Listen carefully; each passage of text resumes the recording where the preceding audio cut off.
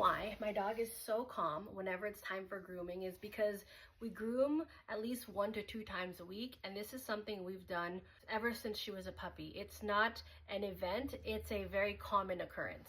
Whenever she sees the brush, no matter where she's at, she knows that it's time to get groomed, and this is the starting position every time. So if your dog is acting like they're getting tortured when you're grooming them, there's a couple things I might do. Depending on how badly they're taking it, one of the things I might do is use the brush on the back side. I'll just touch the dog here, give them a treat. Touch the dog here, give them a treat. We're not doing long, big strokes. It's just touch, treat, touch, treat. Eventually, I'm gonna flip it and do like a quick brush, treat. Brush, treat, or maybe just a tap, tap, tap, treat.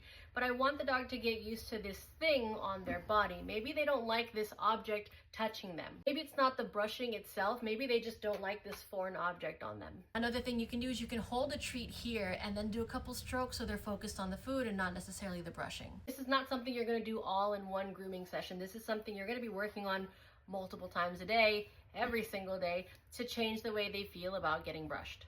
Gradually, you're gonna have longer strokes. So initially you were doing this, then it's gonna be a quick this, and then it's gonna be all the way down. It might also be good to do this when your dog is tired. So if they're wired and full of energy, they're not gonna wanna sit still and take a brush. Also, although I'm not giving my dog treats in the middle of our sessions anymore, I always give her a treat at the end. When you're doing all of this grooming, you might not wanna focus on getting their whole body. Maybe this morning I'm gonna focus on a little bit of their back. In the afternoon, I'll focus around their neck, and maybe tonight I'll focus on their legs. Break up the sections into small increments. Your dog's not gonna wanna sit still for a long time. You wanna make it so that your dog really enjoys this process and looks forward to getting groomed. You can also give them a little bit more special treats for something like this.